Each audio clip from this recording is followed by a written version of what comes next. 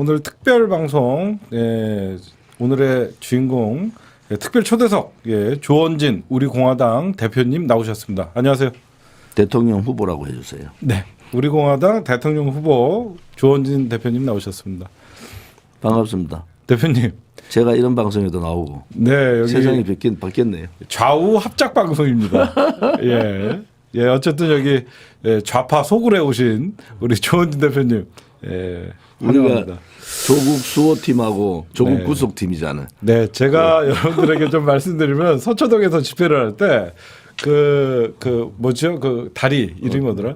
그 다리를 사이에 놓고 저쪽엔 우리 조원진 대표님의 지지자분들 그리고 박근혜 전 대통령님의 지지자분들과 우리는 조국 수호팀과 조국 구속팀에 첨예하게 대립을 했는데 이렇게 또 저희가 만날 줄은 몰랐습니다. 반갑습니다. 네, 정말 반갑고요.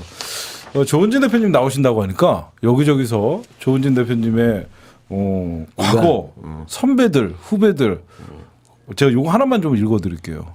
우리 원진이는 대학 때 선배들, 후배들과 같이 술자리도 많이 했고 독재 정권에 항거하면서 그 시대를 고민했던 그런 친구였다.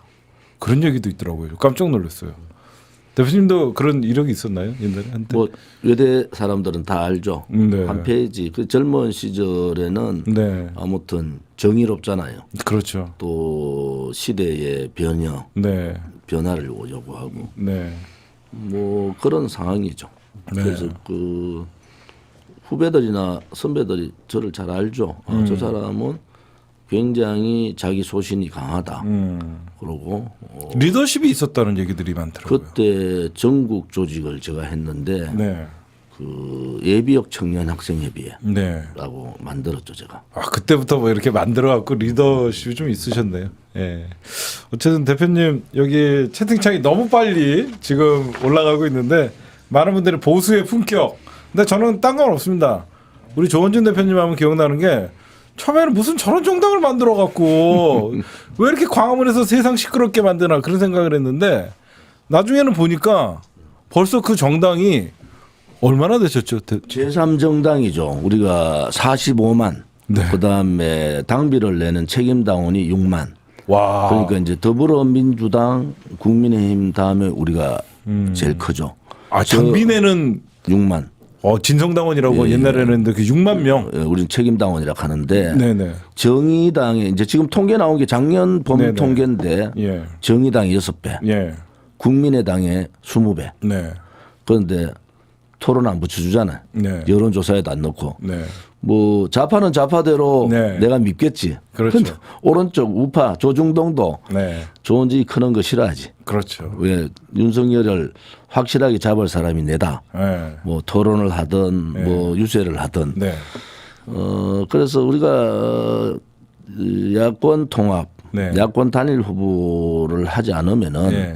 이번 선거는 진다. 그래서 이제 이 지지율 망상에 네. 허상에 이제 국민의힘이나 윤석열 팀들이 네. 젖어 있던데 우리가 보는 조사로는 다르거든요. 네. 그래서 우리가 그 권영세 네. 본부장한테 공문으로 네. 야권 후보 단일화 논의하자 네. 이렇게 했는데 윤석열 쪽에서 거부했어요. 뭐 답이 없다는 게 거부 아니겠어요? 그래서 저들은 뭐 우리 공화당하고 하면은 중도표가 빠진다.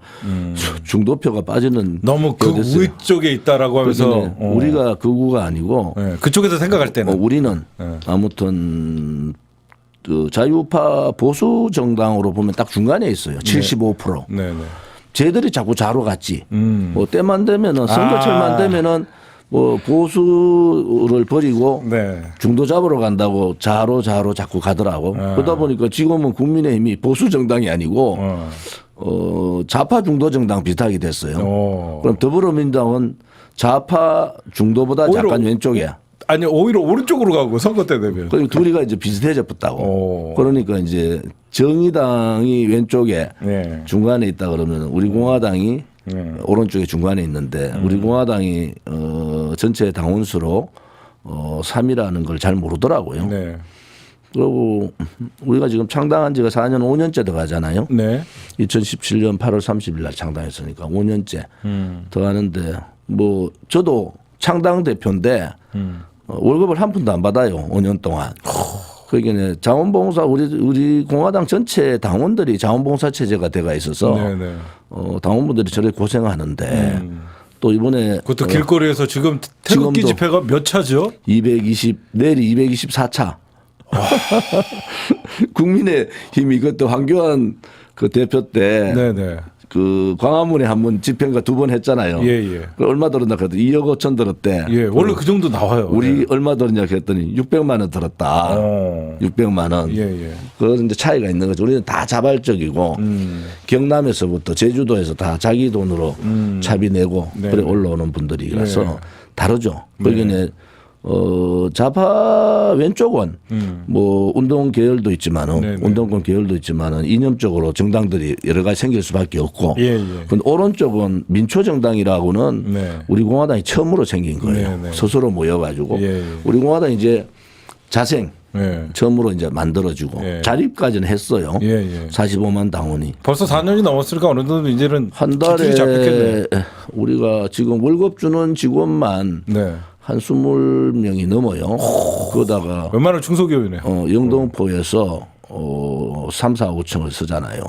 아, 영등포에 당사도 있어요. 당사 3, 4, 5층을 쓰고. 오. 그러니까 뭐 매주 집회하지. 또 박근혜 대통령 나오실 때 예. 사면 복권대가 나오시는데 네. 그날 엄청나게 왔더라고 밤 12시에. 예. 그러고 제가 옛날에 그 좌파들 잘하잖아요. 네. 뭐 화환 갖다 놓고 이런 거. 예, 예. 그 우리는 삼성병원에 예. 화환 산성을 이루자. 예. 제가 말 한마디 하고 한번 올렸거든. 그게 다 조원진 대표님 작품이셨군요. 화환이 3천 개 돌았어요. 화환 계산해 보세요. 화환이 3천 개. 저희 그것 때문에 스트레스 받았어요. 예. 좌파들이 놀랬지. 예. 우리 공화당 더 키우면 안 되겠다. 예. 어쨌든 그 우리 조원진 대표님 같은 경우에는 참 저희랑 정치적으로는 좀 이념이나 어떤 생각이 좀 다를 수 있겠지만 제가 딴 건 없습니다. 유일하게 박근혜 전 대통령님을 끝까지 옆에서 변치 않고 지켰던. 사나이가 뭐 또 경상도 사나이가 예. 의리가 있어야지. 그 아까도 말씀했지만 원래 보수는 여기였는데 얘네들이 선거 때만 되면 이쪽으로 자꾸 가니까 우리가 자꾸 극우라고 표현을 했다. 그 말이 맞는 것 같아요. 그런데 우리는 뭐 헌법적 가치를 지키는 정당, 그게 이제 자유민주주의 체제, 네네. 자유시장 경제, 네. 또 대한민국의 위대한 역사, 뭐 이런 걸 지키잖아요. 네. 그런데 뭐 이승만 대통령, 건국 대통령의 자유정신, 예, 예. 박정희 대통령의 부강병 네. 정신에다가 박근혜 대통령은 애민정신, 특히 자유통일을 갈망했던 분이라서 네, 네. 세 분 대통령의 자유정신, 애국정신, 애민정신 이거를 우리가 받드는 정당이라서 네. 아마 앞으로 굉장히 커질 거예요. 왜냐하면은 매주 우리가 입당 현황을 발표를 해요. 공개적으로 매주. 그래서 우리 참 투명한 정당으로 지금 4년 자리 잡았네요. 모든 이제 자금 문제는 선관위에다가 보고를 하게 돼 있고 네네. 우리 공화당 소속의 버스가 14대예요. 자체가 보유하고 있는 버스. 갖고 있는 버스. 그다음에 차량이 한 20대. 그 정도로 이제 큰 정당이 됐는데 네네. 언론만 안 실어주지 뭐. 언론 실어주면은 내가 얘기하잖아. 윤석열하고 한 번만 붙더라. 안 그러면 이재명 후보나 윤석열 후보가 네. 나는 이재명 후보가 좀 오늘 시사타파 같이 예.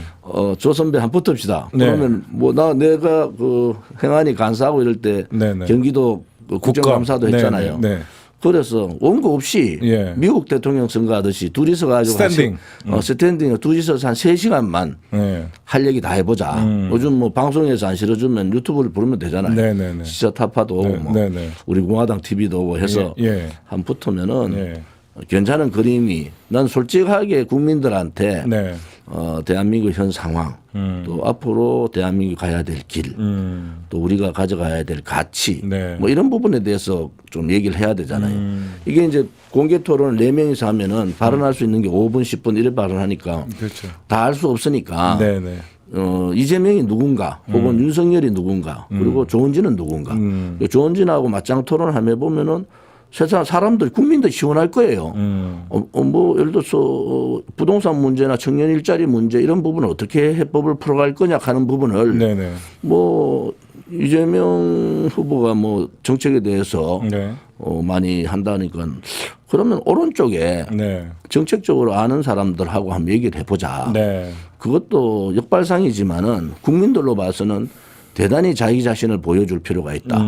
제가 그 이재명 경기지사 그 뭐 점 때문에 하도 말이 많아서 네네. 국정감사 갔는데 아니 내하고 목욕탕 한번 가면은 네. 내가 보고 점이 있더라 없더라 하면 끝나는 건데 예. 뭐 다른 사람 가서 병원 가서 안 믿잖아. 조은지가 가서 하면 아 없는가 보다 예, 뭐 이래 되는 거 아니겠어요? 예. 그런 식으로 정치가 이념이 달라도 네. 우리가 서로 협의하고 토론하고 하다 보면은 쟁점이 맞아드는 데가 있잖아요. 그렇죠. 그것부터 정점이 있죠. 하면서 네. 국가 대통합, 네. 국민 대통합을 이룰 수가 있다.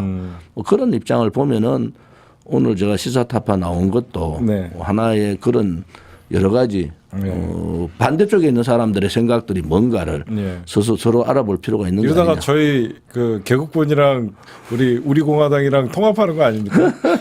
좌우 합작, 국민 통합. 뭐 저는 예. 국민들이 하나 되는 것이 문재인 정권이 뭐 여러 가지 일이 많지만은 예. 아무튼 국민들이 양단으로 갈라섰다. 네. 이것은 어떤 정권에 비해서 너무 고통스럽다. 네. 또 국민들이 대한민국 국민은 단일 민족이고 또 하나의 언어를 쓰는데 이념적으로 이렇게 갈라서서 할 필요가 없지 않냐. 네네네. 단지 하나 자기들의 가치는 다를 수 있어요. 네. 그런데 대한민국이라는 중심으로 예. 헌법적 가치로 돌아서는 뭐 그렇게 싸울 필요가 없다 이래 보는 거죠. 네. 대표님 이번 대선이 어떻게 보면 이제 한 달도 안 남았습니다. 26일 그렇죠. 나오네요. 우리 대표님도 이제 대통령 후보로 이제 정식 2월 15일 14 등록을 13, 14 하는데 그렇죠. 아무튼 저희들은 공보가 돈이 제일 많이 들어가요. 한 2,600만 엄청 불을 들어가죠. 찍어야 되니까 네, 네. 유권자들 다 보내. 거기에다가 이제 유세차도 맞추고 뭐 다 맞췄죠 우리는. 벌써 유세차. 하셨어요? 그럼 완주하시겠다는 뜻이네요. 유세차의 공보 계약 다 끝나고 예. 그다음에 현수막 제작 이제 기호가 이제 나는 국회의원이 없으니까 예. 기호가 14일 날 밤에 나와요. 대충 몇 번 예상하시는 거예요, 대표님? 몰라 지금 뭐 나온다는 말을 하는데 네. 나올 사람이 몇 명 있을까요? 그렇게 많지 않을 것 같네요. 그래서 10번 안쪽으로는 받겠네요, 대표님. 모르겠어요. 그것도 뭐 10번 안으로 나와야 되지. 아무튼 뭐 10번 밖이라도 뭐 조원진 모르는 사람 있나 자나오나 다 알잖아요. 대표님, 근데 그 대통령 후보로 나갈 때도 등록비 같은 거 있지 않습니까? 등록비는 내가 예비 후보 때 6천만 원을 내고 네네. 나머지 2억 4천을 내야 돼요. 그럼 3억 등록비가 원이요? 3억. 오. 그다음에 최소 들어가는 게 한 5억 들어갑니다. 최소로 들어가. 근데 그 모금이 벌써 끝났다는 거예요. 25억 6,450만 원. 만약에 거기서 모자르면 어떻게 하는 거예요? 펀드나 이런 걸로 할 수 있는 건가요? 우리는 총선 때 펀드를 해서 네네. 16억을 한 5개월 만에 갚았어요. 그런데 지금은 펀드 안 할 생각입니다. 빚을 안 남기기 위해서 네. 25억 6천을 가지고 최소한 이제 줄여서 네. 선거를 하고 이제 운동원들은 네. 100% 자원봉사입니다. 자원봉사 무급운동원. 분명히 제가 보면 국민의힘에서는 분명히 조원진 대표님에게 같이 가자. 뭐 이렇게 할 것 같아요. 모종에 뭐 윤석열 대표님이나 이준석 대표는 얘기할 수는 없겠지만 뭐 그쪽에 우리 공화당만큼 열성적인 지지자들이 어디 있습니까, 사실. 굉장히 자기네 우군으로 만들고 싶어 할 나는 텐데. 뭐 서울 소리 이명수 기자 같이 녹음할 줄 몰라서 예. 녹음을 예. 제가 할 줄 모르는데 예. 아무튼 뭐가 왔었나요? 뭐 이런저런 얘기들이 있죠. 그런데 제가 거부했습니다. 왜냐하면은 조건 4가지를 달았어요. 아, 대표님이 조건을 걸었어요? 첫째 하나는 박근혜 대통령에 대해서 사족 달지 말고 그냥 진솔하게 사과를 해라. 두 번째는 붉은 적폐, 소위 문재인 정권의 소득주도 성장이라든지 네. 또 9.19 합의 네. 혹은 4.16 판문점 선언 네. 또 부동산 악법, 또 노동악법, 5.18법 뭐 등등 이러한 불건적 폐해를 청산해야 된다. 세 번째는 국민의 동의를 얻지 않고 네. 헌법을 지 마음대로 바꿀 수 없잖아요. 네네. 그리고 5.18 정신을 넣겠다 싶으면 국민의 동의를 받아야 되는데 네네. 자유파 국민 중에서 윤석열 지지자 중에서 5.18 정신을 헌법 전문에 넣으라는 사람 별로 없잖아요. 네네. 자기 넣겠다 그래서 네. 그거 안 된다. 그것이 독재적 발상이다. 왜냐하면은 검찰식 발상인 거지. 자기가 하고 싶은 대로 하면은 그거는 국민의 공복이 아니잖아요. 네네. 국민의 뜻을 물어야 되잖아요. 네. 그쪽 지지자들의 생각이 있으니까 그렇죠. 아니 사기라 그랬지 내가. 만약에 지금 그 문제를 안 했다가 예. 나중에 이제 김종인 영감님이 그랬잖아요. 네. 뭐 실수 안 하면은 정권 교체된다. 네, 처음에 그렇죠. 정권 교체되면은 정계 개편하겠다. 그리고 내각제 한다 그랬어요. 그렇죠. 근데 그분 말씀 중에서 민주통합정부 만든다는 거야. 거기 뭐 윤석열이나 김종인 영감이나 정체성이 없잖아요. 자도 알고 우도 알잖아. 왔다리 갔다리죠. 김건희 여사 말대로 우리는 원래 좌파였다. 네. 이명수 기자 거기에 나오잖아. 예, 나온다. 우리는 원래 좌파니까 뭐 국민들은 윤석열을 지지하는 자유우파 국민들은 그게 아닌데 그렇죠. 자기들끼리 모여가지고 야합이라 그러죠. 네. 옛날에 3당 통합 야합식으로 네, 네. 민주당하고 야합해가지고 예, 예. 민주통합정부 만들겠다. 네. 그럼 대통령 그냥 놔놓고 민주통합정부 만든다 하는 거 이혼 집정부제 하겠다는 거 아닙니까?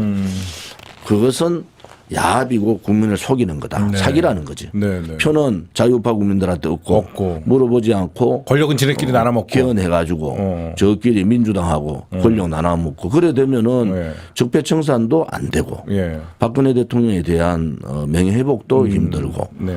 또 나라는 이제 끝없는 정치꾼들의 나라가 되는 거지 국민의 나라가 아니고 네. 그것을 우리가 예상하기 때문에 네. 그런 조건 네 가지를 걸고 이거는 국민들한테 미리 선명하게 예. 발표를 해라. 네. 그렇지 않고 발표 안 하고 있잖아요. 그건 뭐냐? 개헌하겠다는 거지. 개헌해가지고 뭐 민주당도 일당 독재 너무 많이 했어요. 거기에 국회를 이렇게 많이 뽑아줬다고 해서 네. 그것을 일당 독재로 국회를 운영하라 하는 건 아니잖아요. 네, 네.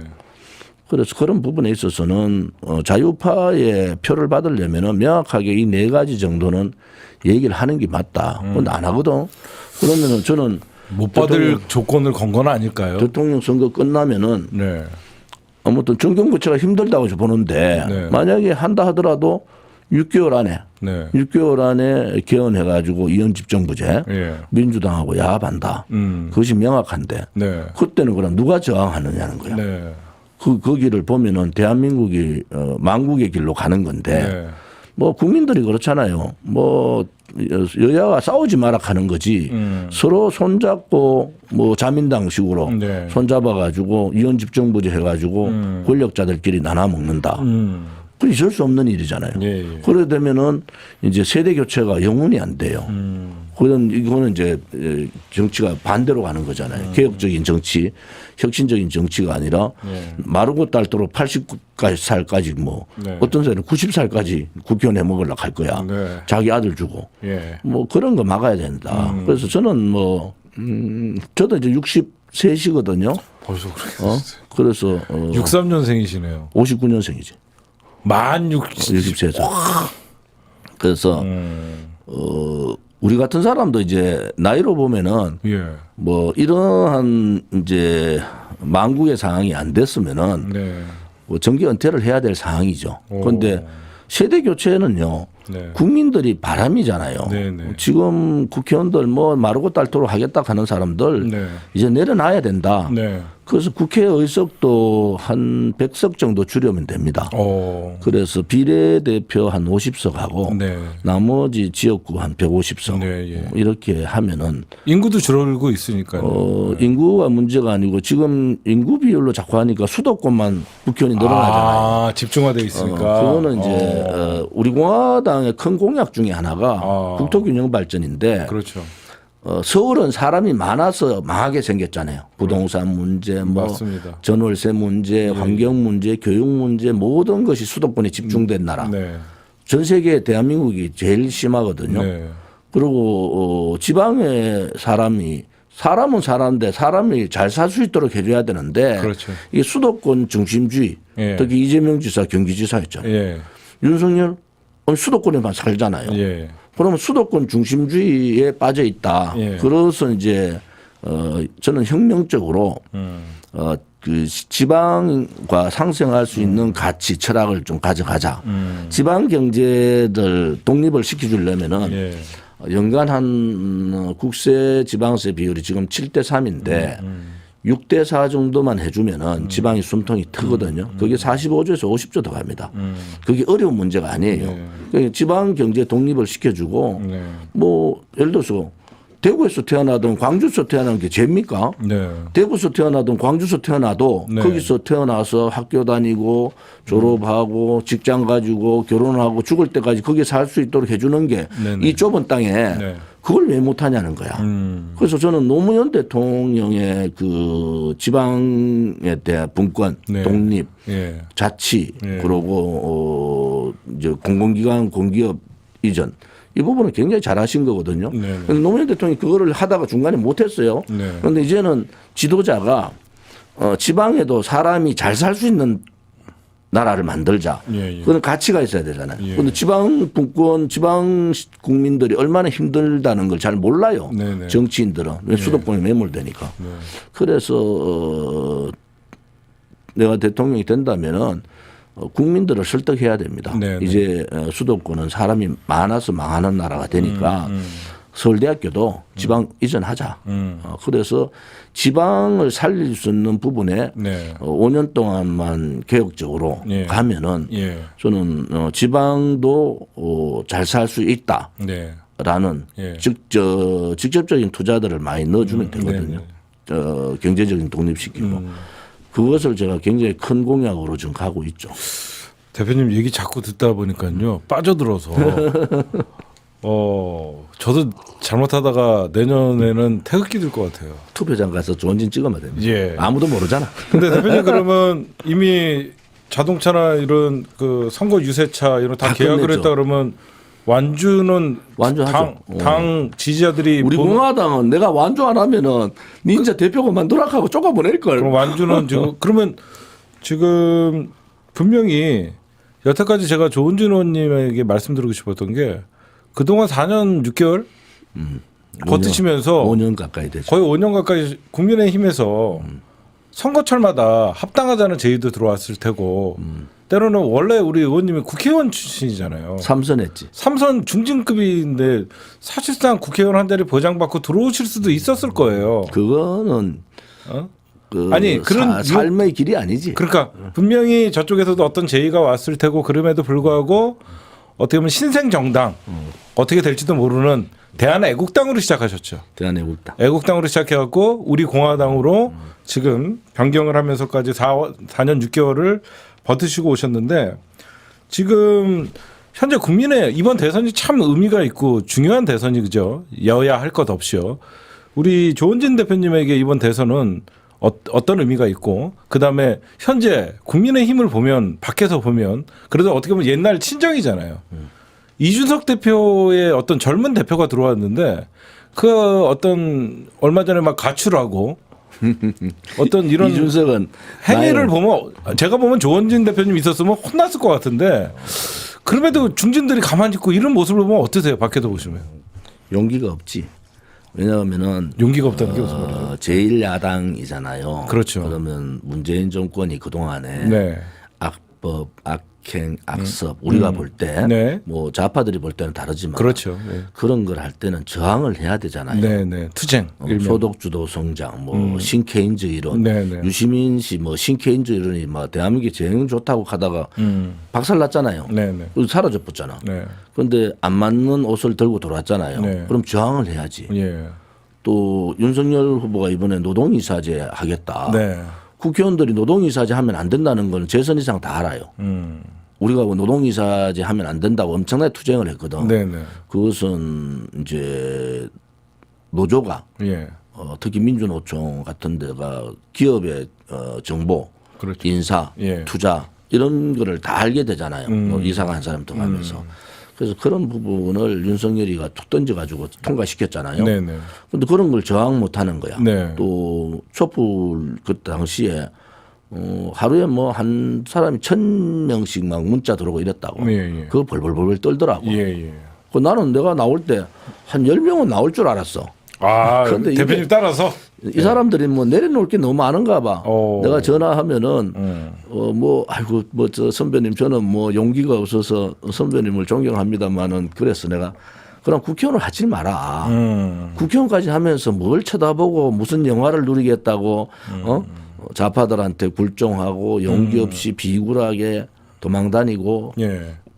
그러면 국회의원 안 하고 집에서 혼자 살면 되잖아요. 그 사람들 보니까 돈도 많더만어. 네. 뭐 나는 이번에 보니까 5억이 안 되더라고.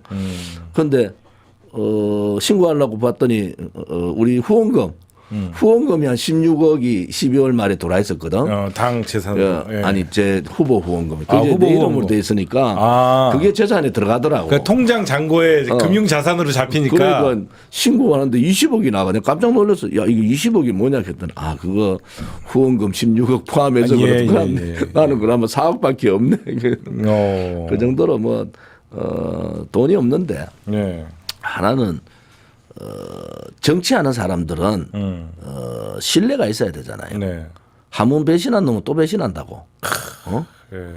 그래서 누가 알아주든 안 알아주든 나는 내 길을 가야 된다. 네. 박근혜 대통령의 탄핵은 절차 과정 법적으로 잘못됐다. 네. 그래서 탄핵 무효를 외치고 명예회복을 외치고 무죄 석방을 외치고 한 거 아니겠어요. 네. 그런데 박근혜 대통령한테 뭐 잘 보이려고 난리하던 그런 친박 좌장들이 다 없어지니까 진짜 질문. 내가 좌장돼 붙다니까. 여태까지 어떻게 보면 조원진 대표님은 친박은 친박이었지만 좌장은 아니었어요. 제가 알기론. 좌장. 대표적인 사람이 윤상현, 박근혜에게 누나라고 불렀던. 그 다음에 정무수석까지 했던 김재원. 이런 분들 보면 어때요? 그러니까 우리 실사타파가 빠르긴 빠르다. 네. 그런 사람들 다 아니까. 예.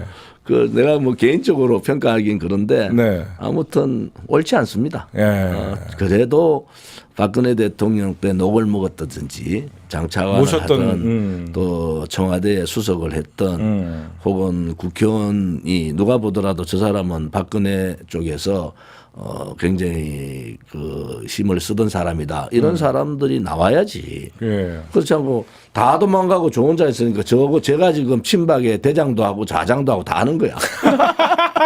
그러니까 사람은 저는 진짜 이해가 안 가는 게 친박의 좌장이었던 사람들이 어떻게 윤석열을 도울 수가 있냐고요. 왜 그러냐면 윤석열은 박근혜 대통령을 실질적으로 수사하고 구속시킨 사람인데 적어도 친박의 좌장들은 우리 공화당에 가 있어서 박근혜 대통령 명예회복이나 탄핵 무효 투쟁을 해야 되는 게 옳지 않았냐. 그분들이 내려놓을 게 많고 정치에 너무 이렇게 매달려서 그래요. 어떨 때는 툭 던질 필요가 있거든. 저 지금 대표님 삼성까지 하셨잖아요. 그 도대체 그 배지의 맛이 뭐길래? 그러니까. 저는 그게 어떻게 그걸 버리셨고 그 사람들은 왜 못 버린다고 생각하세요? 김재원이는 분명히 친박의 좌장이었어요.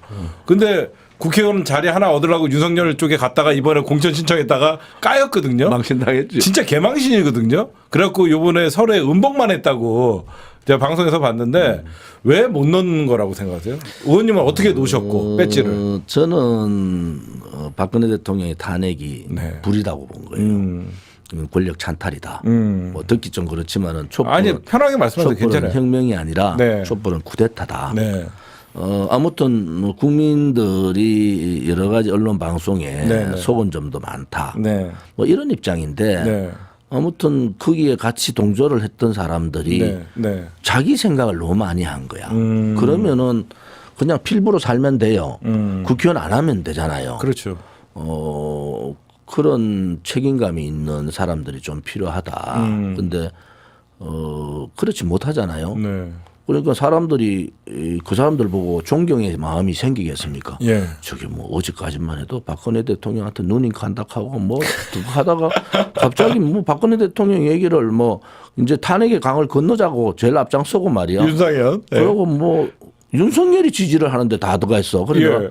기가 막혔겠네요. 역시 한 번 배신한 놈은 또 배신한다. 어. 그 우리 선배들의 말이 하나도 틀린 게 없어. 예. 윤석열도 배신했잖아. 그렇죠. 배신의 아이콘들이야. 그러니까 배신의 아이콘이 다 거기 모여 있는 거예요, 후보를 지금. 하니까 예. 배신의 놈들이 그 들어가도 예. 저거가 다 우리말로 좀 이상한 사람들이잖아. 그렇죠. 자기들이 이상한 사람이니까 이상한 사람들끼리 모이니까 자기들이 이상하다고 생각 안 하는 예. 거지. 예. 근데 세상 사는 그래 살면 안 되잖아요. 쪽팔리잖아. 제 말은 그 말이에요. 그래서 제가 아까 우리 대표님 오셨을 때도 이분은 진짜 의리한 한은 있다. 우리가 문재인 대통령을 좋아하듯이 우리 조원진 대표님도 박근혜 전 대통령은 주군이잖아요. 어떻게 보면 그 녹을 먹었고 같이 국회의원 하면서 그 정당에서 같이 정치를 했던 분들이잖아요. 저는 아무튼 박근혜 대통령이 대통령 되시기 전에 네.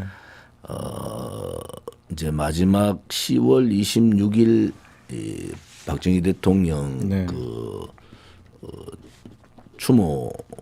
추모장에서 네. 국립묘지에서 네. 네. 그때 한 몇만 명 왔잖아요. 네. 국회의원들 막 그때 앉을 자리가 없었어 국회의원.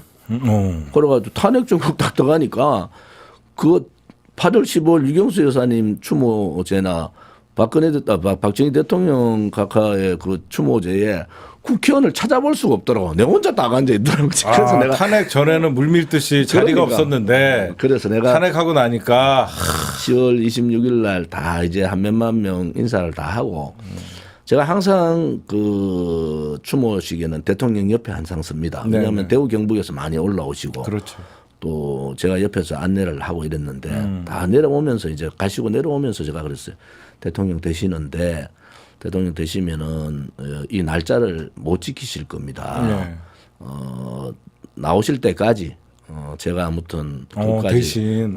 모시겠다 예. 이 말씀을 드렸는데 지금도 그래 하고 있죠. 그리고 4년 대통령이 4년 9개월 감옥에 계실 때도 한 번도 빠지지 않고 예. 사람이 적으면은 예. 또 여러 가지 그럴 것 같아서 대통령이 얼마나 마음이 편찮으실까 네. 이래서 많은 우리 공화당 많은 분들이 예. 그 자리를 꽉 메웠어요. 그래서 뭐 그 정도로는 또 박정희 대통령이나 유경수 여사님한테 하는 것이 네. 맞지 않냐 그런 생각을 가지고 있는 거죠. 네. 대표님, 아까 제 질문은 이준석 대표 그런 태도를 어떻게 보면 저는 여태까지 국민의힘에서 도저히 볼 수 없는 지금 현상들이 벌어진다고 생각하는데 한 말씀 이준석에 대해서 어떻게 생각하세요? 이준석은 자기 머리에 맞지 않는 모자를 쓴 거잖아요. 그러면은 더 겸손해야 되고 또 선배들 얘기들 좀 듣고 네. 자기 아이디어는 당 대표는 할 일이 많다고요. 그렇죠. 아이디어는 당을 쇄신하고 변화의 바람을 일으켜야 예. 되는데 뭐 그 변화의 바람보다는 본인이 오히려 더 구시대적 행태를 하니까 예. 얼굴은 젊은 사람인데 생각은 완전히 영감이야. 그래서 내가 이준석 될 때 예. 이준석 때문에 이번에 대통령 선거 끝났다 그랬어요. 오. 벌써 예측을 했거든. 대표님은. 왜냐하면 뭐 경험이 없다는 이런 차원보다는 네. 돌출적이라고. 좀 싸가지가 없는 것 같은데 어떻게 보세요? 저희가 봐도 싸가지 없는 거 맞지. 싸가지 없는 거 맞지. 내가 예. 친구들 많잖아요 국회에. 그렇죠. 아직도 사선들, 동료들 뭐 있죠. 오선들도 있고 뭐 예. 의원들 만나서 얘기 들으면 말을 안 듣는데 말하면 딴짓하고 있대. 그래도 선배들인데. 윤석열도 뭐 어디 가서 만난 사람들이 한창 얘기하는데 딴짓하고 있다. 걔하고 논다 하더라고. 그래서 그런 사람들의 특징이 뭐냐? 자기 이기주의가 강하다는 거야. 그 자기 중심으로 사고하는 거예요. 이번에 뭐 지가 제일 옳다. 적폐청산 하자고 한마디 했잖아요. 네네. 하니까 뭐 청와대도 저렇게 바르륵 할 필요가 없어요. 네네. 뭐 죄가 없으면 되는 거잖아요. 죄가 있으면 누구를 막론하고 그 법적인 잣대, 범법을 하면은 법적인 잣대로 하는데 대통령이 되면은 법의 공정성을 담보해야 돼요. 네. 뭐 내하고 가까운 사람을 뭐 검찰총장을 놓는다든지 네, 네.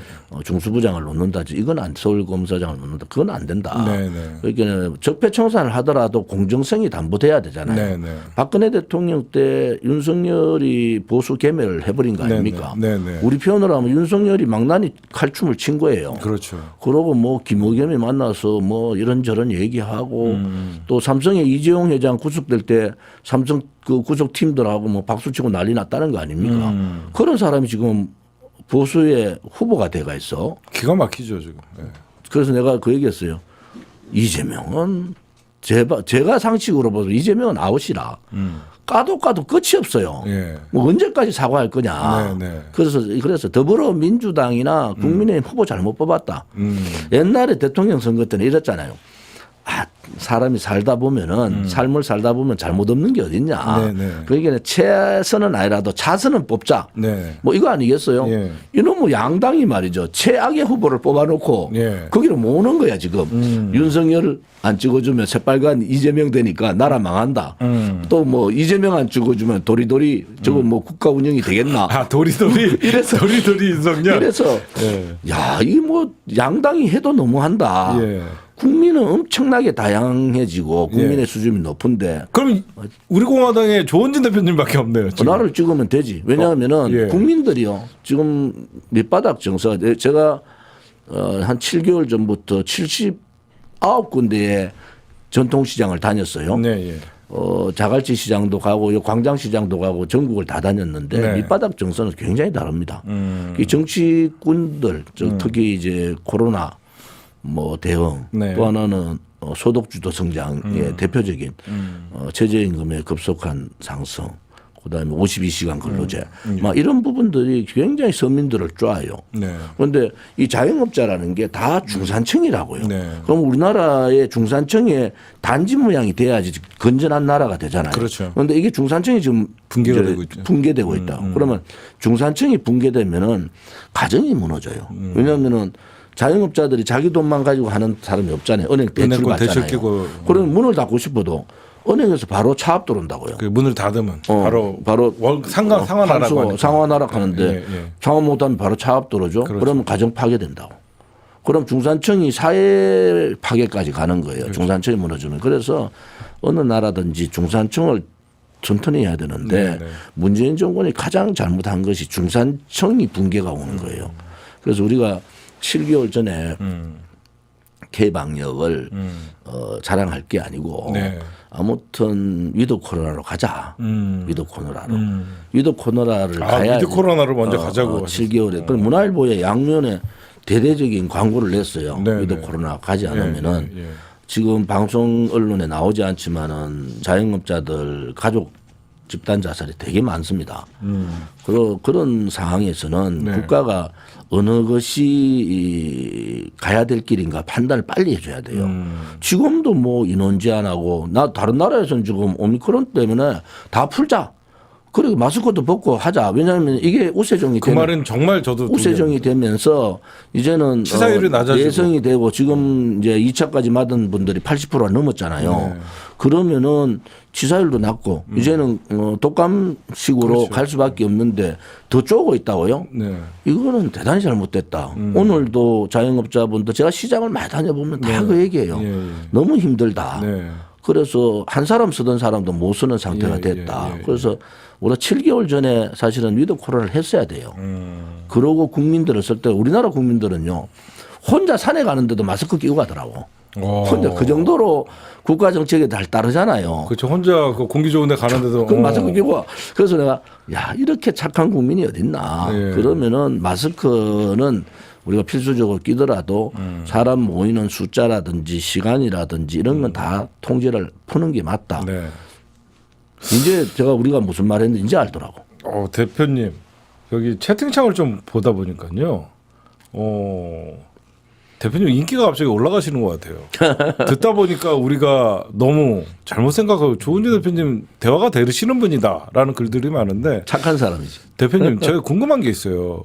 지금 우리 공화당 46만 당원이 있고 회비내는 당원이 6만인데 이 가운데서도 좀 갈라지지 않습니까? 그래도 윤석열이 정말 비토하는 세력들이 있고 비토하는 당원들이 있고 그래도 민주당에게는 투표 못하겠다라고 하면서 투표를 포기하는 사람도 있고 비율이 어느 정도 돼요?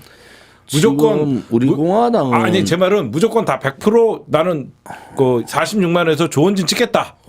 저는 뭐 한 진성당원 책임당원은 거의 100%고 6만 명은 당연히 100%고 그다음에 45만 중에서 한 80%? 80%는 조원진 대표님 찍힌다. 그래 될 겁니다.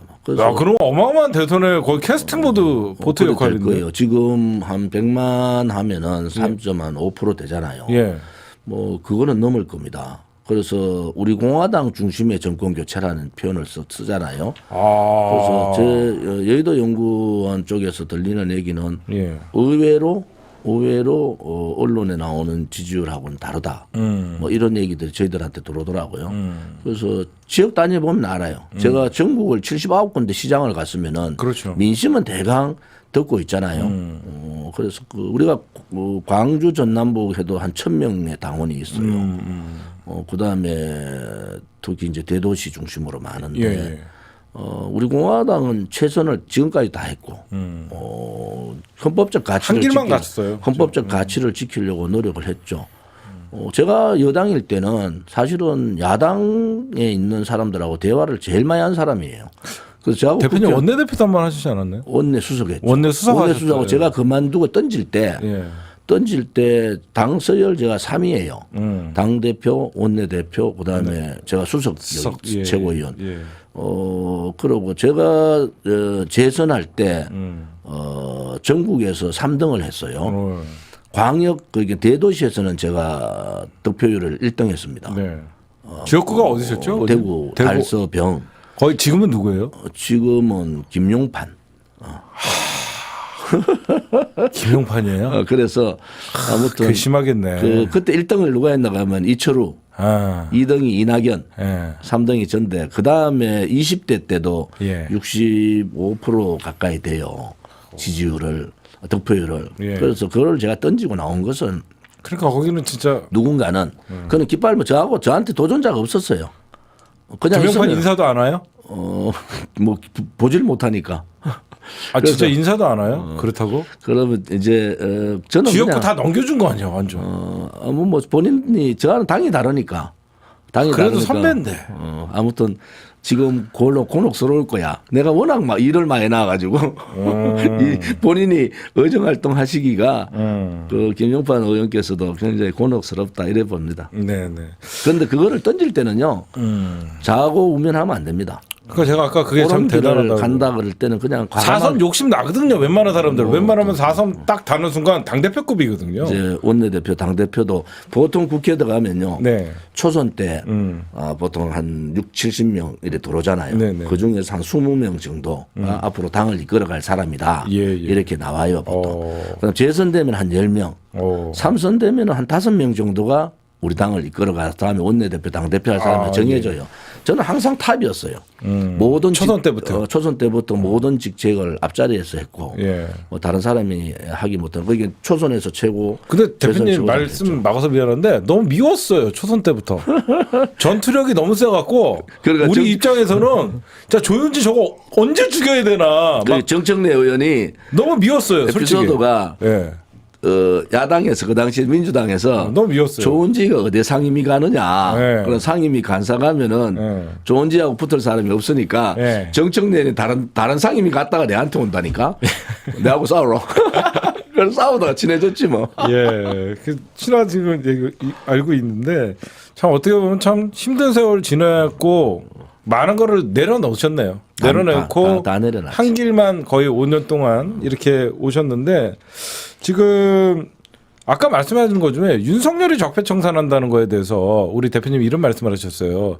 뭐 끌릴 게 없으면 되지 않냐. 근데 그 대상이 윤석열도 어떻게 보면 문재인 정부의 검찰총장이었는데 윤석열이 적폐청산한다는 게 웃긴다는 거예요. 제 말은. 적폐가 적폐를 청산하면 안 되지. 그렇지. 제 말이. 윤석열 자체가 적폐. 적어도 문재인 정부도 분명히 잘못한 거 있으면 심판 받아야 되죠. 근데 그 상대가 대상이 윤석열일 수는 없다는 거죠. 조원진이가 뭐 붉은 적폐 청산위원회 만들어서 우리 공약에도 나와 있는데 뭐 적폐 청산한다 그 얘기는 말이 되는데 네. 윤석열이가 뭐 자기 총장 시켜줬는 대통령에 대해서 뭐 적폐 청산하는 건 저는 옳다고 봐요. 아, 저도 뭐 옳다고 잘못한 거 보는데 있으면 짚고 넘어가야죠. 조원진이 볼 때는 그렇죠. 우리 공화당사나 자유파가 볼 때는 둘 다 똑같이 적폐인데 네. 뭘 청산을 하냐. 아, 우리 대표님 볼 때는 윤석열이나 둘 다 다 청산돼야 될 사람들인데 네. 그런 입장이에요. 대표님 제가 갑자기 들은 질문인데요. 박근혜 대통령 언제 마지막으로 어떤 메시지를 받았거나 언제 마지막으로 뵀어요? 유영아 변호사 네, 그분은 정말 고생 많이 하고 있잖아요. 뭐 아마 어떤 뭐 저나 유영아 변호사나 네. 한 길을 가는데 유영아 변호사만 접견을 하시니까 네, 네. 유영아 변호사 통해서 대통령의 건강 문제라든지 뭐 이런저런 얘기들을 듣고 있습니다. 네. 그런데 대통령께서 메시지를 대국민 메시지를 하시겠다 했으니까 언제 정도 나오실 것 같아요? 아니 퇴원하실 때 하시겠다 했잖아요. 예, 지금 그래서 삼성병원에 계시다고. 삼성 서울병원에 계신데 뭐 빠른 시간 내에 퇴원하기는 좀 힘드실 것 같아요. 많이 아프세요? 건강 상태가. 그래서 너무 힘들 상까지 방치했다. 또 윤석열을 제가 자꾸 얘기를 하는 것은 이리저리 끌고 다녔잖아요. 전직 대통령을 수갑 채워가지고 하루에 10시간씩 4일간 방어권 보장도 안 해줬잖아요. 네. 그럼 박근혜 대통령은 법치주의라면 법치주의. 대한민국의 법을 믿고 응했는데 그런 식으로 악랄하게 대통령이 건강이 저 정도 될 동안 형집행정지 신청을 2번 했는데 그것도 거부했잖아요. 예. 윤석열이. 예. 그다음에 나올 때 본인은 뭐 몰랐다 하는데 사저 하나 남은 사저도 뺏어버렸잖아요. 거기에 뭐 저희 같은 사람들은 분노가 세죠. 그런데도 제가 정권 교체는 국민의 명령인데 네. 정권 교체를 위해서 야권 단일화를 하자. 안철수도 그렇고 뭐 우리도 그렇고 우리가 요구하는 여러 가지 어려운 일이 아니다 그거는. 네네. 우리가 말하는 건 당연히 가야 될 길이잖아요. 네네. 그래서 백보양보해서 후보 단일화 건의를 이제 제안을 했는데 거절하더라고. 그래서 그러면 뭐 이제 끝난 건가요? 아니면 아직도 유효한 건가요? 우리 공화당은 이제 돌아갈 수 없어요. 우리 다 공화당은 계약해버리고. 뭐 안철수 후보나 뭐 김동연 후보는 뭐 잘 모르겠다마는 네. 뭐 우리 공화당은 우리는 5년 동안 정당 진짜 투쟁한 정당이잖아요. 인정. 그 투쟁한 봤어요 정당이 제가. 네.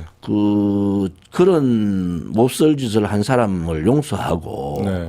그래도 후보 단일화를 해야 되지 않냐. 그런데 국민의힘에서 거절해 봤잖아요. 네. 그럼 그건 책임은 누가 져야 되냐. 윤석열하고 국민의힘이 져야 된다.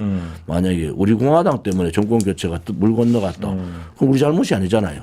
너무 조원진 대표님이나 우리 공화당을 어떻게 보면 약하게 봐서 그런 거 아닐까요? 별로 저는 도움이 안 된다. 이번에 네네. 아마 다 야권 단일화 다 해도 네. 겨우 이길까? 이겨도 한 1, 2% 이긴다고. 야권 단일화를 다 해도. 그럼 안철수 후보랑 윤석열은 어떻게 보세요? 단일화가 될 거라고 저는 보세요? 갈 거라고 보여요. 그런데 안철수 후보도 뭐 열받았잖아. 인간이면은 열 안 바뀌었어요. 그렇죠. 뭐 알라 같은 이순수가 적하고 돌아다니니까 안철수로 봐서는 참 기가 막히네. 김종인 영감하지, 이준석이 적하지. 윤석열은 뭐 10분만 하면 끝난다 개샀지. 예. 그래서 좀 경솔하다. 예.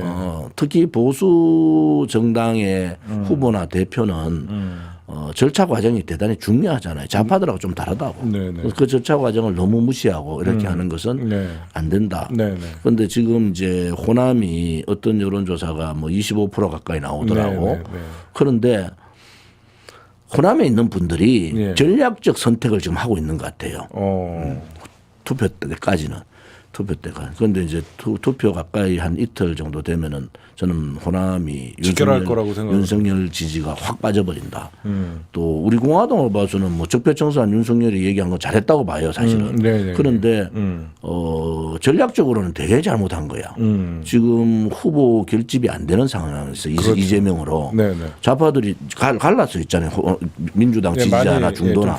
그런데 어제 발언으로 결집이 확 들어올 겁니다. 무서울 정도로 지금 그리고 문재인 정권 청와대에서 사과까지 요구했잖아요. 그래 되면은 호남이 결집한다. 그리고 지금 있는 25%의 지지율은 허상이다. 네. 그 전략적 선택을 하고 있던 호남에 있는 대표님 분들이 정치도 거의 구단이시네. 그렇게 분석하시는 거 보는 보니까. 예? 그게 현실적으로 그래 되면은 호남의 한 10% 정도 내외 많이 나와요. 많이 나와봐요. 그래 따지면 지금 지고 있는 거라고. 근데 그거를 잘 모르더라고.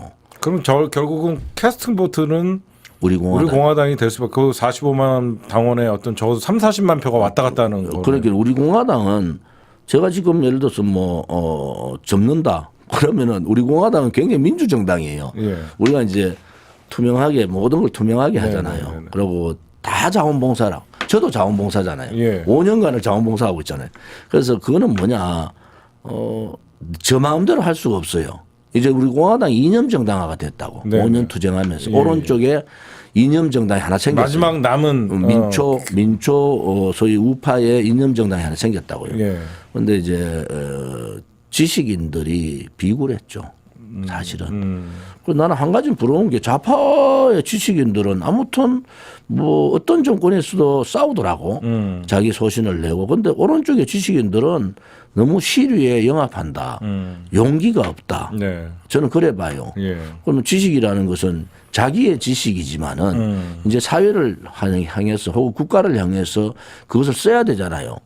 써야 될 때 다 도망가고 지식인들이 굴종하고 고개 숙이고 아이고 나는 우리 아들이 뭐 해야 되고 손자 보니까 뭐 해야 된다 하고 다 그런 핑계를 대잖아요. 예. 그것은 지식인이 아니죠. 그런데 결국은 나라는 어려울 때 네. 민초들이 일어났잖아요. 그렇죠. 임진왜란 때 의병이 있고 6.25 때는 또 학도병들이 있었고 또 연근. 또 그 이제 우리가 어려울 때 민초들이 다 독립군이 있었고 그죠? 그렇죠. 예. 그런 식으로 민초들이 일어났는데 그때는 지식인들이 그래도 살아 있었다고. 그런데 오른쪽에 우파의 지식인들은 저도 많이 알잖아요. 네. 많이 아는데 우리 공화당에도 법률 자문 고문도 서울법대 나오고 또 우리 그 최고위원 지금 현재 교수인데 그분도 윤석열하고 법대 동기예요. 그런데 윤석열 동기 쪽에서 얼마나 가겠어. 네가 왜 우리 공화당 조은진한테 그분은 소신 있게 탄핵은 잘못된 거다. 그래서 헌법학자로서 우리 공화당이 지금 최고위원 하고 있죠. 네.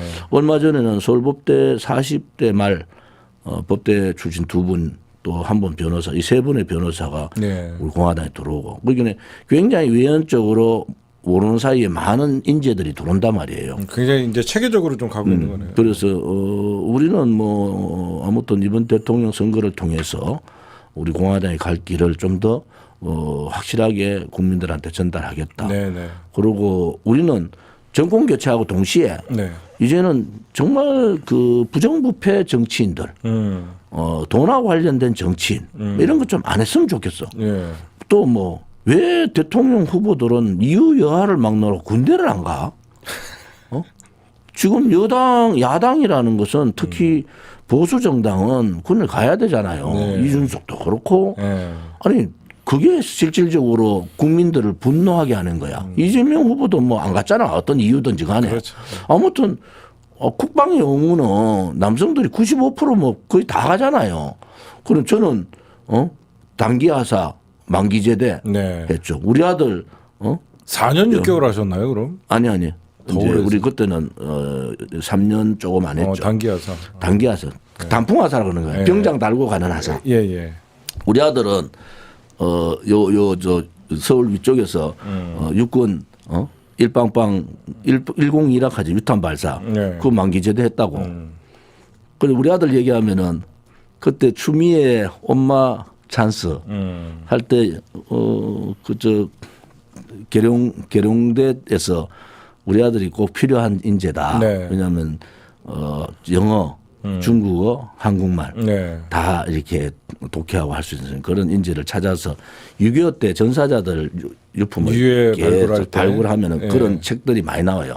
서류가. 네. 그걸 다 해석해야 되니까 예. 찍어가지고 우리 아들한테 면접을 했는데 네. 나중에 아버지가 뭐 아시노 이러다 있겠네. 아버지 옛날에 그 공무원 하셨다고. 거기는 무슨 공무원했는데 국회 공무원했다고. 거기는 나중에는 안 되겠더라고. 아드님이 그러면 아버지를 얘기도 안 했고. 안 했지. 그리고 나중에 뭐 아버지 그러면 뭐 국회의원 했다고 떨어졌다고. 성함이 그 조원진 조자 원자 진짜를 하는데 패싱 대포잖아. 거기 아빠 패싱 대포다 내가.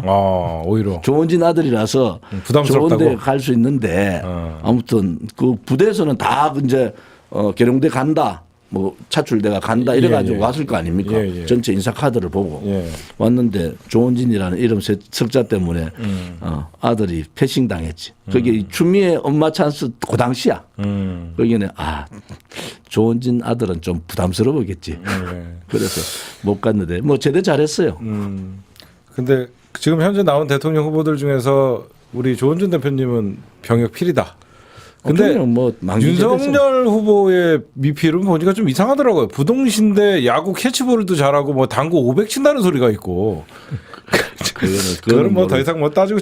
근데 이재명 후보 제가 뭐 감싸는 건 아니고 이재명 후보님은 진짜 팔이 제가 가까이서 봤거든요. 대표님도 보셨지만 이렇게 휘어 있더라고요. 그리고 다쳐갖고 좀 여기 얇아요. 덜 자라갖고. 아무튼 좀 안 됐더라고요. 누구를 금명한다기보다는 대통령 국군 통수권자가 되려면은 군은 좀 필해라. 그렇죠. 앞으로도 군을 좀 필요한 사람이 좋겠다. 네. 이런 생각을 갖고 우리 문재인 있어요. 대통령 특정사 나오셨잖아요. 뭐 그거는 제가 인정하는 거죠. 예. 왜? 뭐 특전사 나온 분이 저렇게 희마리가 없어.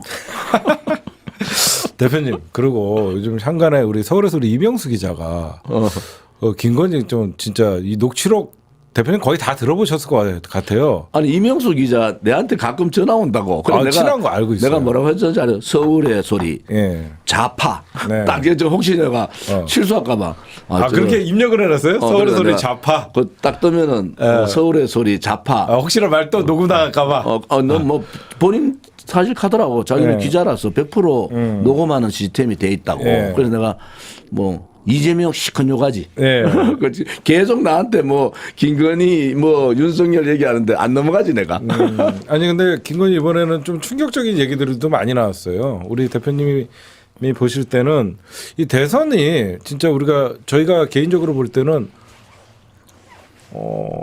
무속인들이 주변에 있는 건 참 정치 오래 하셨잖아요, 대표님. 오래 했지. 어떤 결정권에 있어서 그러니까 향가는 이런 소리도 있어요. 박근혜 대통령을 탄핵하는 것도 구속시키는 것도 무당들에게 물어봤을 수도 있다라는 얘기가 있더라고요. 아니 뭐 나는 그런 얘기 들으셨죠, 솔직히. 좀 더 많이 알아요. 제가 볼 때는 우리 대표님 많이 알고 계세요. 네, 뭐 철학 저는 무속인 표현하고 철학하는 분들하고는 좀 다르잖아요. 그렇죠, 철학. 이제 그 아는 사람이 윤석열 검찰총장 때 뭐 운세들을 이래 보잖아요. 그때 뭐 막 싸우고 이럴 때 그래가지고 좋은 말을 좀 했더니 김건희 여사가 좀 보작해서 뭐 나갔더니 윤석열 총장이 직접 왔다고 하더래. 그래 내가 윤석열 직접 왔다고? 같이 왔더래. 그래 내가 저 사람들이 저런 거에 대해서 되게 관심이 있구나. 근데 내가 터질 줄 알았어요, 언젠가. 시장 갈 때마다 내가 그랬지. 손바닥에 왕자 쓴다고 왕이 되는 게 아니고 시장에는 물건 제일 많이 사주는 사람이 왕이다. 그렇게 비유하지. 내가 그러면 상인들이 되게 웃는다고. 대표님 지금 오늘 또 2차 대선 후보 토론이 있는데 대표님 참 나가고 싶으실 것 같아요. 이 달변이신데 보니까. 저는 사실은 정치가 다양화돼야 된다는 생각을 갖고 있고요. 요즘 우리 젊은이들 있잖아요. 청년들이 제일 똑똑한 세대입니다.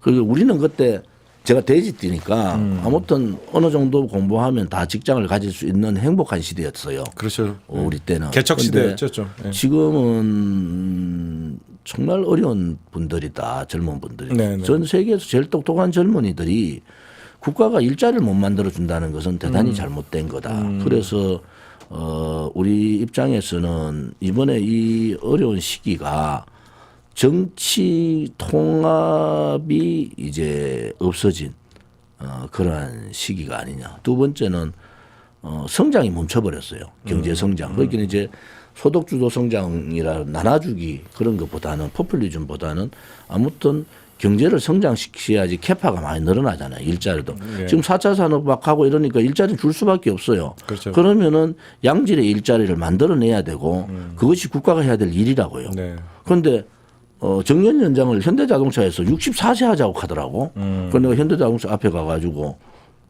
민주노총 해체해라.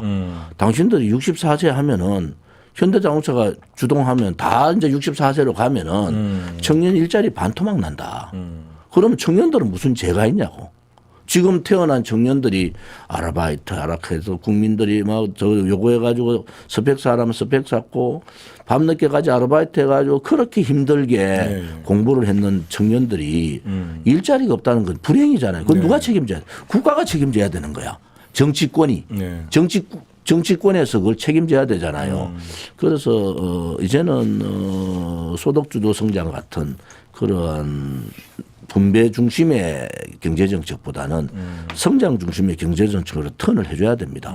지금 돈이 워낙 많이 풀려가지고요. 이제 인플레 현상이 들어올 거예요. 물가 압박을 받고 있어요. 대비를 하고 또 청년들의 일자리를 빨리 일자리를 창출해줘야 되는데 이러한 부분들은요. 국회의원들이 바보야자고 그다음에 정부 관료들도 거기에 집중해야 돼요. 제가 얘기하는 것은 아무튼 이 헌법적 가치를 지키고 자유민주 체제를 지키고 자유시장 경제를 지키면서 우리의 역사를 지키자. 그런데 가장 큰 화두가 제가 볼 때는 청년 일자리 문제하고 그다음에 국토균형 발전, 지방 이거를 같이 섞으면 됩니다. 그것을 수도권 집중화가 되니까 부부가 돈을 벌어도요. 똑똑한 젊은이 청년을 수도권에 보낼 수가 없어요. 자, 이거를 근본적으로 바꿔줘야 되잖아요. 그게 노무현 대통령이 했던 그런 국토균형 발전 플러스해서 이제는 지방 경제에 자립권을 주고 지방에서 청년들이 일을 해도 수도권 대기업에 일하는 만큼의 혜택을 받고 또 결혼도 하고 할 수 있는 그거는 혁명적 사고를 가지고 이제 해야 됩니다. 왜냐하면요. 더 이상 수도권 중심으로 가면 사람이 많아서 망하고 수도권은 지방은 사람이 없어서 망한 이런 모순이 어디 있습니까? 이것은 좌우를 떠나서 좌우를 떠나서 국가의 큰 화두로 가지고 하면은 저는 된다고 봐요. 우리나라 국민들이요 잘 따르잖아요. 그러면 국가가 프로그램을 만들어서 이게 5년 만에 할 일이 아니잖아요. 그러면 이번 대통령이 큰 그림을 그려서 다음 대통령한테 이런 프로그램을 계속 진행하자. 그러면 10년 정도 하면은 전체 지방이 지금 수도권의 한 3분의 2 정도만 올라오면 됩니다. 그러면 지방으로 내려갈 수 있는 정책을 쓰면 되잖아요. 그것은 가치 철학이 좀 필요하다. 근데 그런 능력이 윤석열 후보에가 있나요? 제가 보면 이재명, 윤석열 둘 다 없는 것 같아요. 그게 아니라 토론을 보면요. 너무 모르는 게 많더라고요. 너무 검사 생활만 오래 해서 그런지 그건 모르는 게 당연합니다. 왜냐하면요. 근데 그런 후보가 나왔다는 게 불행인 거 아니에요? 뭐 윤석열, 이재명 다 불행이지. 솔직히 말씀드리면 뭐 이재명 후보야 성남시장, 경기도지사, 수도권. 그래도 행정가로서는 어느 정도 인정은 받았잖아요. 뭐 절차는 그런데 개인적으로는 조금 내가 물론 후보님이 보실 때는 국정감사 가서 내가 그래서 아니 이재명 그 지사는 요즘 나오는 조폭령하고 왜 그래 똑같냐고 내가 그 직접 질문했다니까 공개적으로. 대표님 그때 저희가 직접 찍어갖고 대표님 영상 있어요. 그때 내용 많이 했겠네. 아니 그걸 라이브로 저희가 찍었어요. 그래서 그랬더니 자기는 그렇지 않다고 얘기는 하는데 아무튼 양당이 후보 잘못 냈습니다. 그래서 저는 좀 자존심이 상해요. 또 국민들도 야 어쩔 수 없이 윤석열, 이재명, 어쩔 수 없이 윤 아니면 이게 무슨 나라냐 싶은 거야. 그래서 이제 국민의 자존심을 너무 건드렸다 두 후보가. 왜냐하면은 개인 문제 또 처가 문제, 아들 문제, 부인 문제 막 터지니까 이번에 만약에 이재명 후보는 좀 운은 있어 파트너 운이. 또 문재인 정권이 운이 있다 하잖아요. 야당 복이 있다고. 저항하지 않는 야당이니까 뭐 얼마나 운이 있어요. 대표님이 많이 괴롭혔잖아요. 뭐 5년 동안 괴롭히셨는데 광화문을. 광화문에서 내 괴롭히면 뭐 조중동도 뭐 안 실어주는데 그런데 우리가 가는 길이 저는 옳다고 보는데 아무튼 국가의 화두 이제 이 저출산 고령화, 청년 일자리 네. 이런 거 있잖아요. 이런 부분에서는 지도자가 그림을 그려야 돼요. 아까 질문대로 네. 내가 황교안 대표한테도 그 얘기 똑같이 했는데 네, 네. 지도자는요. 자기가 90%를 그려야 돼요. 네. 나머지 10%를 전문가의 도움을 받고 이제 그것을 정책화시키는 것은 전문가들의 도움을 받으면 되는데 네. 대강 나라를 어떻게 운영하겠다.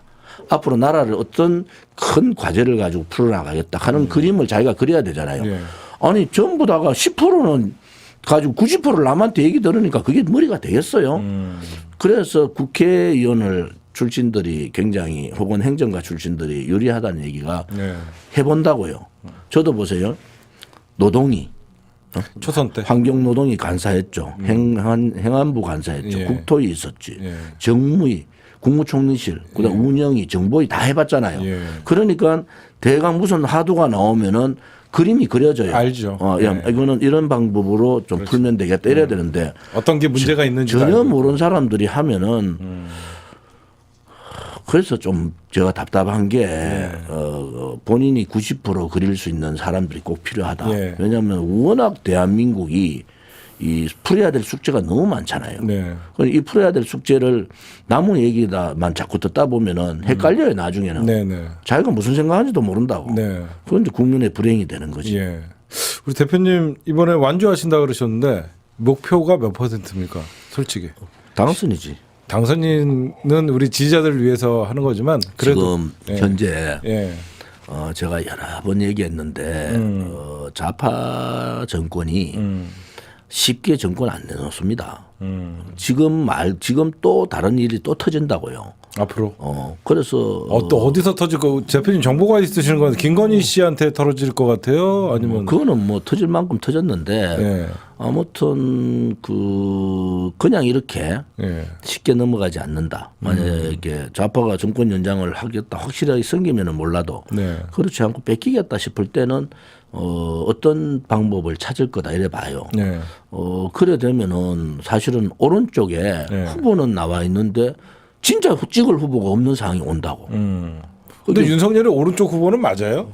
우리는 아니라 보지. 자기들은 뭐 때 되면은 건국 대통령 사진도 그렇고 뭐 다 내렸다가 다시 올렸다가 저 멋대로 하잖아. 네. 그러니까 그거는 맞지 않아요. 지금 이 보수 정당, 보수 정권이 하루아침에 생긴 게 아니잖아요. 73년의 역사가 있다고. 네네. 그것을 자기들이 선거 때 이용하기 위해서 자꾸 바꾸는 것 자체도 잘못된 거고 네. 보수라는 게 나쁜 게 아니잖아요. 네. 그 뭔가 중심적인 국가의 가치, 그다음에 정체성, 또 헌법의 전문에 나오는 그러한 부분들을 지키는 거잖아요. 네. 그런 부분은 나쁘다고 보면 안 되고 그것을 얼마나 잘 지키면서 새로운 것을 만들어 가느냐 또 개혁적으로 가느냐. 그런데 국회에 있을 때 제가 가장 개혁적인 사람이에요. 지금 그 당시에 야당 민주당 사람들한테 물어보면은 조원진 의원은 상당히 개혁적인 사람. 저는 그 당시에도요. 우리 당 내에서도 쓴소리 제일 많이 한 사람이에요. 놀러 다니지 말고 몰려다니지 말고 공부 좀 하라고 공부하고 상임위도 자기 가고 싶은 상임위만 가지 말고 두루두루 좀 다녀봐라. 그래야지 국민이 무엇을 원하고 이제 그렇게 두루 다니는 사람들이 생명이 길어요. 네. 그럼 뭐 꼭 국토위만 갈락하는 사람들 있잖아요. 자기 냄새 지역구 나잖아. 챙겨주는. 냄새가 난다고. 예. 뭐 지역구 그거 아니라도 저는 뭐 지역구 엄청나게 챙겼어요. 예. 그런데 그거는 공부를 하면 보여요. 공부는 제가 공무원 연금 개혁할 때 저는 과장급이 아니죠. 그 밑에 급하고 공부했어요. 공부. 제 방에서 알아야지 무슨 뭐 간사를 할 거 아닙니까? 예, 예. 그런데 아무튼 요거도 먹는 짓은 다 했어. 세월호 특위 간사했죠. 공무원 연금 개혁. 그때 너무 미웠어요. 대표님. 세월호 그다음에 특위 간사할 때 이명박 정부 때 노동개혁 했잖아. 노동개혁. 예. 그러니까 이명박 정부의 가장 잘된 개혁이 노동개혁이다. 그다음에 박근혜 정부의 가장 잘된 개혁이 공무원 연금 개혁이다. 네네. 그런데 다 겁나서 못해요. 네. 표하고 연결되니까. 그거를 제가 두 정부의 개혁을 제가 했잖아요. 네. 뭐 그 정도 같으면은 대통령 할 만하지. 저는 솔직히 한 5시간만 후보들 원고 없이 딱 정책에 대해서 정치, 외교, 안보, 국방부터 시작해 다 경제부터 해서 나눠놓고 한번 얘기를 해보자. 네. 이제 A4 시대가 지나가야 되잖아. 뭐 지금도 A4 시대 되면 국민들은 저 달나라가 있다니까. 우주에 가 있는데 여기 지하에서 계속 헤매면 되겠냐고. 네. 그게 대한민국답지 않아요. 예. 선진국의 나라에 A4 들고 있는 정치인들이 있어요. 지금 선진국가 중에서 3, 40대. 네. 3, 40대 대통령이 3분의 1입니다. 3, 40대 네. 대통령. 우리가 계속 미국하고 일본만 보는데 그렇지 않습니다. 네, 네. 외국에 우리가 프랑스도 빼야 그렇고. 될 선진국들의 네, 네. 3, 40대가 3분의 1이 넘어요. 그러면 일본이나 미국만 자꾸 연로한 정치인들이 있지 나머지 나라에 유럽에 한번 가보세요. 다 3, 40대가 하잖아요. 우리도 한번 변혁을 하자. 근데 이준석이 보니까 결코 좋은 사람들이 정치 잘하는 것 같지는 않아요. 또 제가 보니까 대표님. 그거는 뭐 얼굴은 젊은데 네. 생각은 영감이야. 김종인 영감님하고 자주 다녀서 그런가? 대표님 아까 말씀 중에 그 어떤 정년 연장 64세 말씀하실 때 제가 무슨 생각이 들었냐면 많은 사람들이 생각할 때 우리 공화당 하면 당원들이 되게 나이가 많지 않냐 이렇게 생각하는데 평균 연령이 높긴 높나요 거기 당원들이? 우리가 60대 이상, 60대 이하 네. 반반이에요. 6대 이상이랑 6대 이하. 그래서 제가 이제 이렇게 아무래도 다른 정당보다 연령이 높은 건 사실 좀 높죠. 그런데 우리가 정년 연장을 반대하는 것은 그러니까 그거에 대해서 청년 일자리를 만들어 놓고 해야 돼요. 왜냐하면은 지난번 그 성과급 폐지가 민주노총의 제일 요구사항이잖아요. 네네네. 문재인 정권 들어서 3개월 만에 성과급 폐지했습니다. 네. 그러면서 청년 일자리가 반토막이 나니까 공무원 17만 8천 명 늘린다 그랬어요. 네네. 대한민국의 공무원은요, 독일이나 일본 우리가 비슷하게 봤을 때 독일에 일본에 비해서 인구 비율적으로 적지 않습니다. 우리가 얘기한 것은 소방, 그다음에 국민 안전에 관한 공무원들을 더 늘려라. 뭐 그래만 늘려고 그거는 순차적 늘려가잖아요. 네네. 그런데 공무원 17만 8천 명 늘리면은 330조 들어갑니다. 이것은 대단히 잘못된 거다. 그래서 그 반대로 그래서 성과급 폐지에다가 정년 연장하고 또 정년 연장을 2년 더 하면은 청년 일자리를 보장을 하고 해야 된다. 예, 예. 그렇지 않으면 힘들다. 그럼 청년들이 모든 짐을 제가 그래서 가장 우리나라에 제일 똑똑한 세대가 지금 청년 세대예요. 네. 그런데 그 청년들한테 일자리를 못 준다는 것은 제약입니다. 근데 대표님 이런 생각도 하잖아요. 요즘 60대 노인 소리 못 듣잖아요. 100세 시대라고 생각해서 많은 사람들이 60대면 좀 일할 수 있는 그러면 60대 이후 너무 그래서 제가 노년기가 얘기하는 게 길지 않을까요? 우리가 개발 시대에 급속 성장을 하기 위해서는 그룹이 필요했어요. 재벌이. 지금은 대만형을 따라가야 돼요. 대만. 네. 자영업 중심, 그렇죠. 중소기업 중심. 그래야지 일자리가 늘어나잖아요. 그렇죠. 그리고 우리가 이제 그 대기업들, 삼성과 같은 대기업이 한 10개 정도를 예. 가지고 나머지는 대기업하고 중소기업 소위 그 하고 매칭을 시켜가지고 이 자영업을 늘려야 돼요. 그래야지 정년을 중산층이 맞지 않고 중산층이 이렇게 항아리형이 돼야 된다는 게 중산층이 항아리형이 되면은 정년 62세 하더라도 그 다음에 10년 정도는 다 할 수 있는 그게 될 거예요. 그래서 그런데 집중적으로 자영업이 대표님 쉽지가 않잖아요. 아니 내가 말한 자영업은 그런 자영업이 아니고 뭐 식당하고 이런 게 아니고 우리 이제 대한민국 사람들의 장점이 많은 사람 나라예요. 자기의 경력을 살려서 그래서 할 수 대기업에 있는, 있던 사람들이 할 수 있는 거를 만들어줘야 됩니다. 국가가. 그 대기업하고 연계된 무슨 말씀인지 예를 들어서 뭐 수출 전선이라든지 뭐 이런 부분들을 구조를 경제 구조를 한번 뒤집어야 돼요. 대표님 제가 이해한 게 맞는지 대기업에서 만약에 한 60살까지 근무를 했어요. 근데 이 사람은 그 좋은 대기업들은 젊은 층들에게 다시 물려주고 좀 중소기업 가갖고 일하면 되지 않냐. 자기 인력. 그렇지. 그러면 이제 그런 시스템을 얘기하는 대기업 것이죠. 상품은 중소기업 상품. 그렇죠. 네임은 대기업 레벨을 그렇죠. 달고 그게 대기업하고 그것도 중소기업이 괜찮네요. 상생하는 방법으로 가야 된다. 지금은 착취하잖아요. 대기업 1차 그냥 밴드, 2차 밴드, 먹어버리죠. 3차 밴드 혹은 하청업체를 착취하는 구조를 이제 깨자. 네. 그것은 이제 우리가 가야 될 길이고 이게 전반적인 그러한 구조적인 것을 한번 바꿀 때가 된 거예요. 그렇죠. 지금은 그게 이제 혁명적 사고를 가지고 설득하면 됩니다. 네. 강압적으로 하면 안 돼요. 설득을 하면은 대표님 제가 설득당하고 있어요. 기업이나 국민들이 다 제가 설득당하고 있고 많은 분들이 조원진 생각보다 똑똑하다. 제가 원전 문제를 예. 고민을 옛날부터 했어요. 예. 자, 우리나라 원전이 네. 블루옵션이다. 네. 그 중에서 블루옵션의 가장 큰 게 원전인데 한 UA 정도 되면 25조 운영까지 하면은 25조인데 5년에 한 10개는 수출해야 된다. 10개를. 그래서 저는 이래 보는 거예요. 원전학과나 기초과학학과 있잖아요. 여기는 100% 장학생을 장학금을 줘야 100%. 되고 원전은 기술, 건설, 운영 세 개의 핵심 기술자들이 있어요. 이것은 국가가 보험제도로 보호를 해줘야 돼요. 지금 이 사람들이요. 원전 저 폐기 이렇게 들어가니까 탈원전 들어가니까 다른 나라 다 갚았어요. 엄청난 손실이잖아요. 네. 그러기에 지금은 이제 탄소 중립도 원전이 들어가도록 이제 유럽에서 했단 말이에요. 네. 그러면 우리가 아리백을 모르던데요, 윤석열은?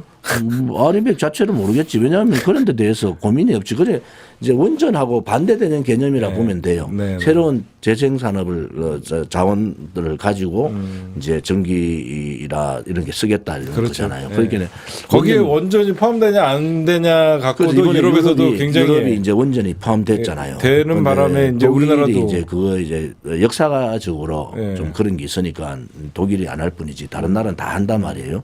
그러면 가장 좋은 기술을 가지고 있고 미래 산업인데 네. 전 세계가 이제 원전으로 간다고요. 네. 그러면은 저는 뭐 원전에 대한 부분을 잘 하면은 삼성전자 하나를 몇 개를 더 가지는 자가 똑같다 이래 보는 거예요. 그러니까 10개를 우리가 수출하면은 5년 내에 네. 그 제가 그 10조 정도를 투자를 하면은 10기를 준비하는 건 된다. 그러면은 250조잖아요. 네. 우리 전체 예산이 지금 600조 넘었는데 네, 네. 전체 예산의 한 40% 정도가 5년 내에 들어올 수 있어요. 1년 예산에. 그 정도 같으면은 그게 이제 국민들한테 일자리로 주는 거잖아요. 예. 일자리. 그래서 우리가 할 수 있는 지도자는 아무튼 그림을 좀 그려야 돼요. 네. 대한민국을 어떤 방향으로 갈 거냐. 대한민국을 어떤 나라로 갈 거냐. 또 대한민국이 중산층이 조금 이렇게 항아리식으로 네. 커지는 네. 방법을 어떻게 만들 거냐. 네. 그것이 국가가 해야 될 일이에요. 네. 그런 부분은 국가가 나서서 자꾸 만들어내는 거. 그게 이제 정부가 과도한 개입을 하면은 기업이 안 되잖아요. 그래서 그러한 자유시장 경제에 맞는 시장의 원리에 따라서 하면은 일자리가 많이 늘어날 수 있다. 또 뭐 젊은 사람들 전 세계에 붙이면 우리나라가 이겨요. 어디나 내놔도. 예. 그 정도로 똑똑한 네. 민족이니까 지도자만 제대로 된 지도자를 만나면은 네, 네. 나라가 바뀔 수 있다. 네. 그다음에 일자리도 만들 수 있다. 네. 그러면은 내가 애를 갖는데 지금 7포, 9포 세대까지 갔다고. 9포. 포기 젊은 사람들이 9포를 가치까지 포기하겠다는 거 아니야 지금. 그래서 그건 안 된다. 이러한 불행을 이제 올바른 지도자들이 좀 만들어 보자. 네. 정치권이 좌우 갈라져 싸울 때가 아니에요. 지금은 나라가 뭐 망하느냐 마느냐 상태로 가는데 이번에 코로나가 우리한테는 기회라고 봐요. 대한민국으로서는. 네. 그래서 이 기회를 제대로 가면은 나라가 한번 제2의 도약이 될 가능성이 있다. 이래 보는 거죠.